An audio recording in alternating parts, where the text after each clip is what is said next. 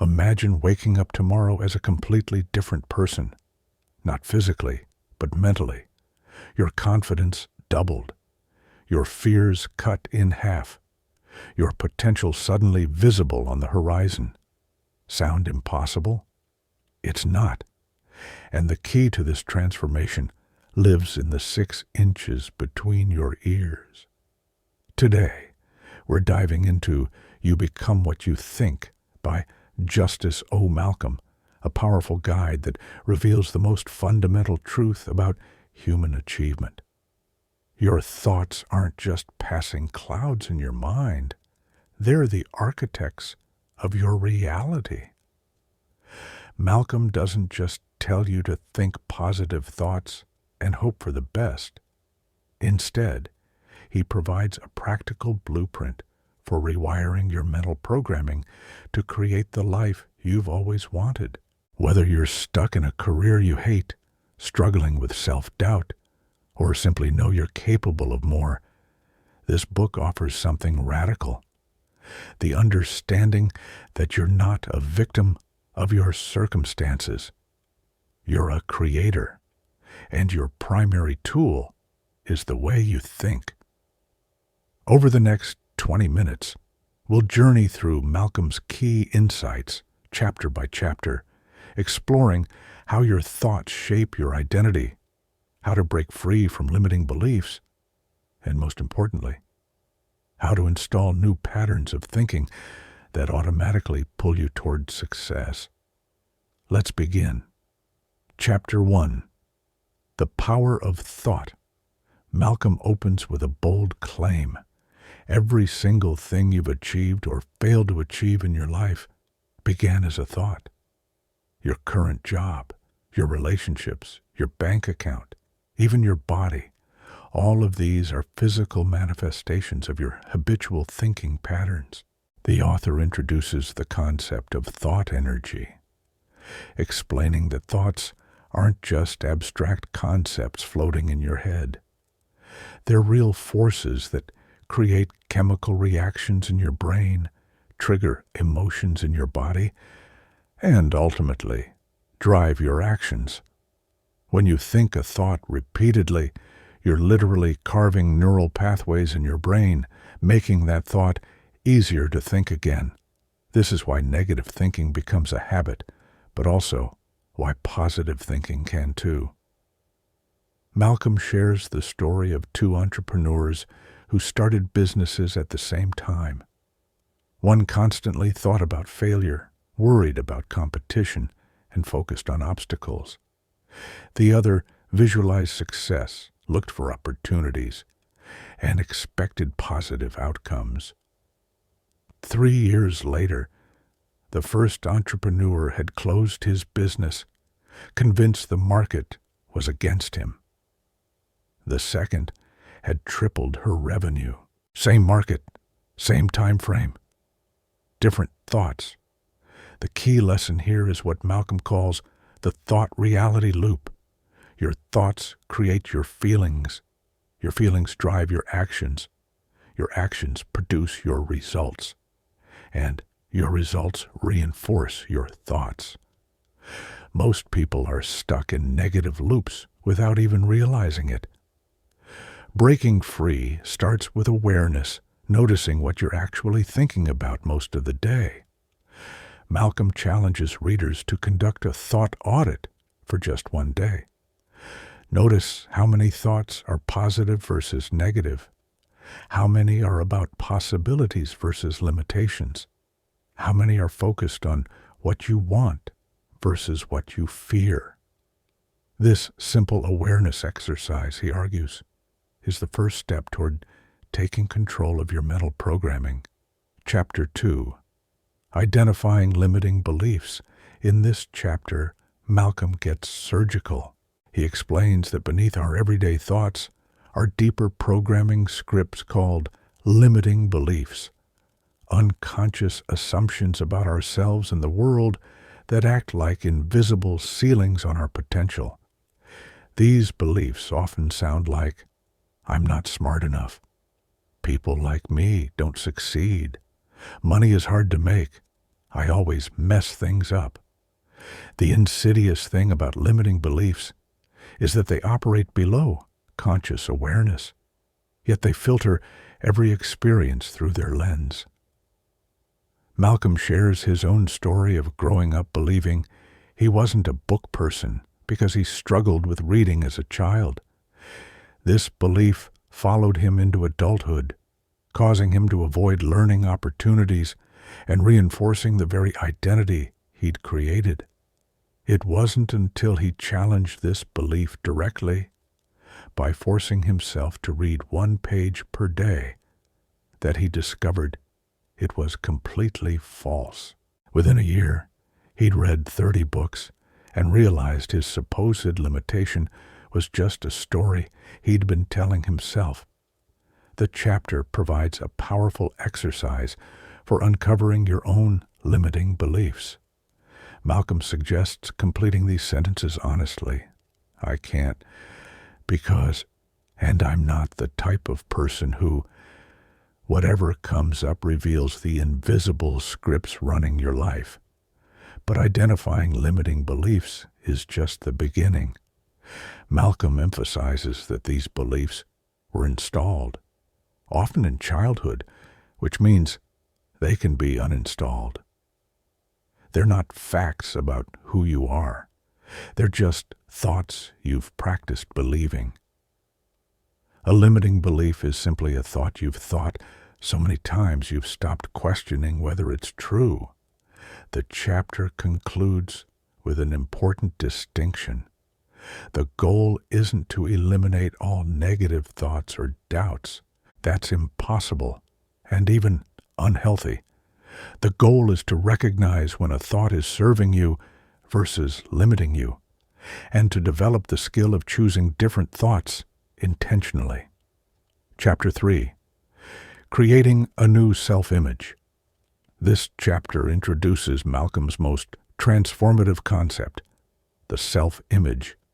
Your self-image is the mental picture you hold of yourself, who you believe you are at your core. And here's the critical insight. You will always act in ways consistent with your self-image, even when you consciously want different results. If you see yourself as someone who struggles with money, you'll unconsciously sabotage financial opportunities. If you see yourself as not a morning person, you'll never sustain an early wake-up routine. Your self-image is like a thermostat. When results drift too far from your internal setting, you'll automatically adjust back. Malcolm explains that most people try to change their results through willpower and discipline alone. They set goals, create plans, and push themselves hard. But without changing the underlying self-image, they eventually snap back to their old patterns. It's like trying to hold a beach ball underwater. You can do it temporarily, but eventually it's going to pop back up. The solution is to deliberately redesign your self-image before you try to change your behavior. Malcolm provides a step-by-step process for this. First, define your ideal self in specific terms, not vague aspirations like successful, but concrete descriptions. I am someone who exercises 5 days per week. I am confident in social situations. I am a person who keeps their word. Second, spend time each day visualizing yourself as this person. See yourself acting in ways consistent with this identity. Feel the emotions of being this person. Malcolm emphasizes that your brain doesn't distinguish clearly between vivid imagination and actual experience. When you repeatedly visualize your ideal self, you're literally training your brain to accept this as your real identity. Third, collect evidence. Look for any instances, however small, where you acted consistent with your new self-image. Did you choose the stairs over the elevator? That's evidence you're someone who prioritizes fitness. Did you speak up in a meeting? That's evidence you're confident. Your brain is constantly looking for patterns to confirm your beliefs. By deliberately noticing evidence of your new identity, you accelerate its installation. Malcolm shares the story of a client who was terrified of public speaking, but needed to present regularly for her job. Instead of fighting the fear directly, they worked on building a new self-image. I am someone who communicates ideas clearly and confidently. She spent 2 weeks visualizing herself speaking calmly, noticing any moments of confident communication in daily life, and even adjusting her posture to match confident speakers. By the time her next presentation came, she wasn't trying to overcome fear. She was simply being consistent with her new identity. Chapter 4. The Language of Possibility. Malcolm turns attention to the specific words we use, both in our internal dialogue and external communication. Language, he argues, isn't just a tool for expressing thoughts. It actively shapes thoughts. When you say, "I can't," you close down possibility and stop your brain from looking for solutions. When you say, "I haven't yet," you leave the door open for growth. When you say, "I have to," you create resentment. When you say, "I choose to," you reclaim power.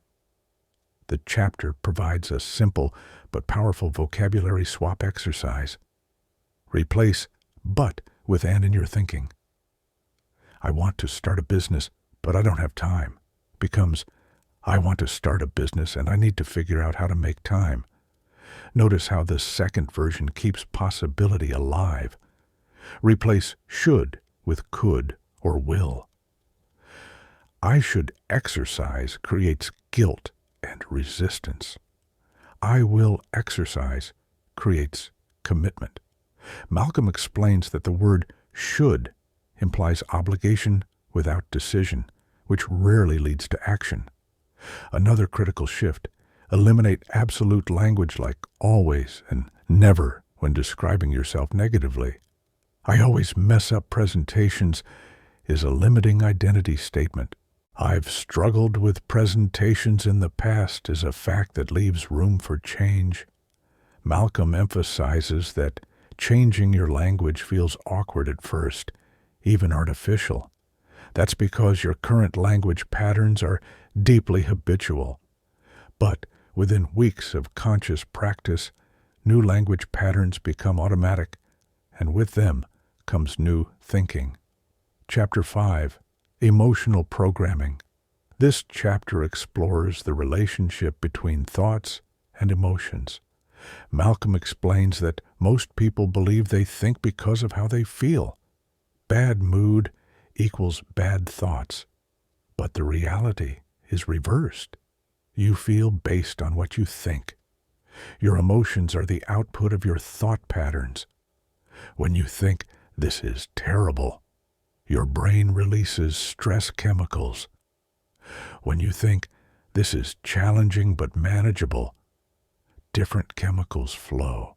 You literally create your emotional state through your interpretation of events, not through the events themselves.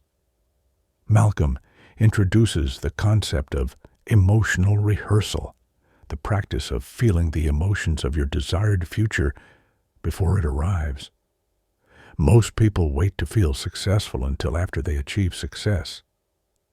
But Malcolm argues you need to practice the feeling first. When you regularly generate emotions like confidence, gratitude, and enthusiasm through your thinking, you train your nervous system to operate from these states, which then drives the actions that create actual results. The chapter includes a daily practice. Spend 5 minutes each morning intentionally generating the emotions you want to experience that day. Don't wait for circumstances to give you permission to feel good. Choose the feeling first, then notice how your day unfolds differently. Chapter 6.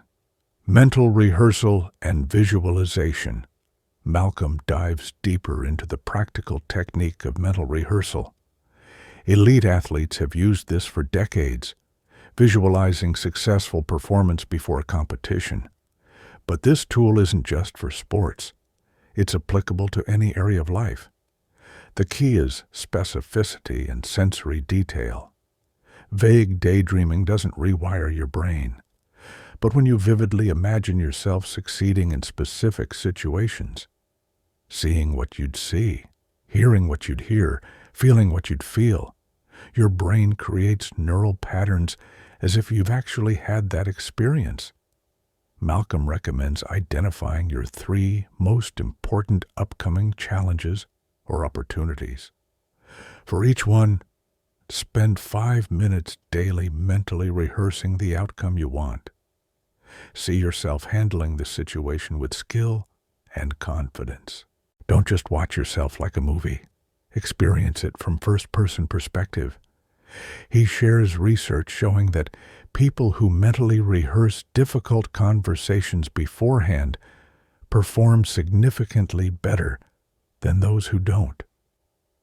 They're calmer, more articulate, and more likely to achieve their desired outcome. The mental rehearsal literally prepares their nervous system for the actual event. The practice isn't about magical thinking or expecting things to materialize from thin air. It's about training your brain and body to operate at the level required for the results you want. When the moment arrives, you're not improvising. You're executing a pattern you've already practiced mentally. Chapter 7. Surrounding yourself with the right inputs.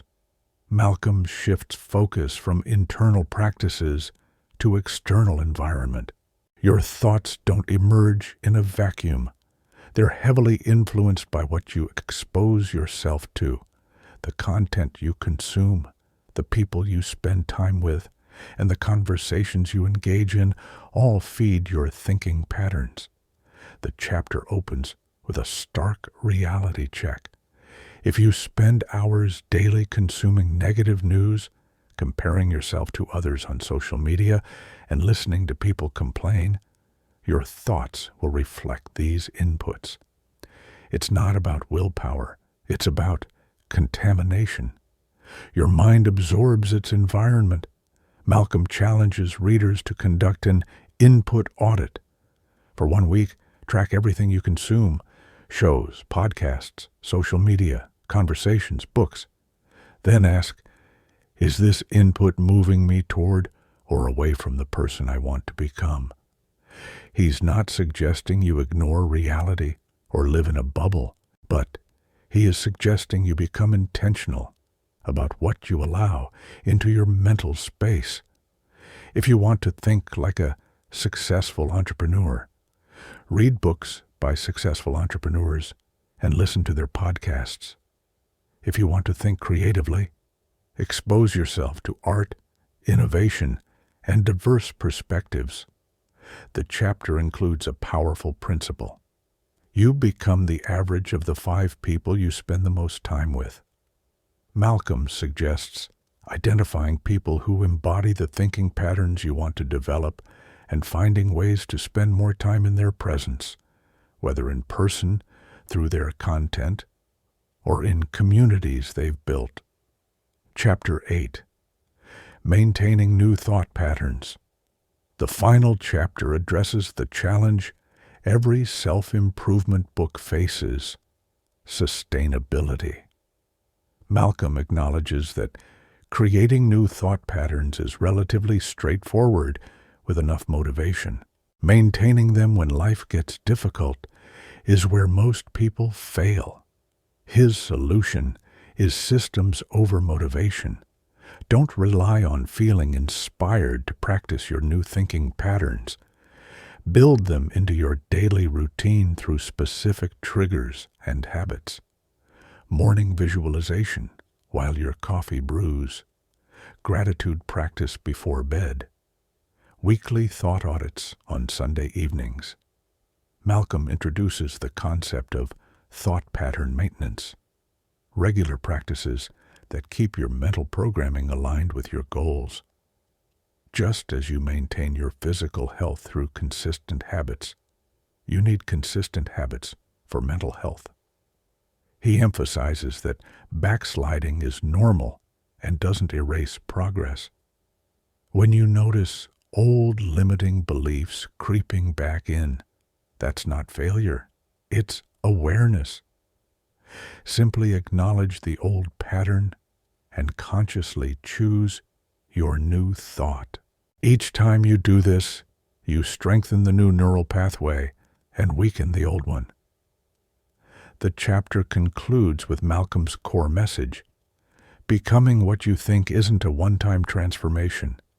It's a daily practice of conscious thought selection.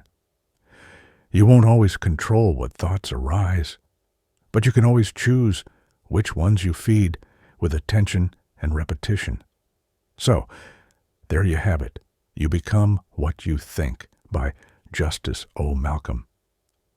A complete blueprint for understanding how your thoughts shape your reality and how to deliberately redesign your thinking patterns to create the life you want. The beauty of Malcolm's approach is that it's not about positive thinking for its own sake or pretending problems don't exist.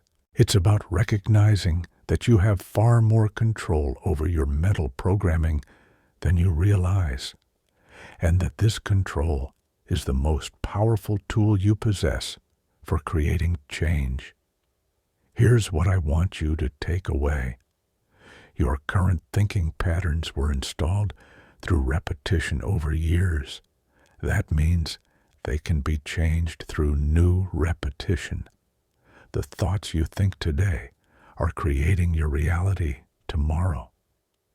Not in some mystical way, but through the very concrete process of thoughts driving feelings, feelings driving actions, and actions producing results. The practical steps are clear. Audit your current thoughts, identify limiting beliefs, create a new self-image, upgrade your language, practice emotional programming, use mental rehearsal, curate your inputs, and build maintenance systems. You don't need to do everything at once. Pick one practice and commit to it for 30 days. Let it become automatic, then add another. Remember, you're not trying to achieve perfection. You're trying to shift the average. If you can move from 60% limiting thoughts to 40%, you've created massive change. Keep moving the needle day by day, thought by thought. Your life won't change when your circumstances change. Your life will change when your thinking changes. And that can begin right now with the very next thought you choose to think. If this summary added value to your day, let me know in the comments what your biggest takeaway was. And if you're ready to take control of your mental programming, pick up a copy of You Become What You Think and start the journey today. Your future self will thank you for the thoughts you choose right now. Until next time, remember, you become what you think. So, think carefully.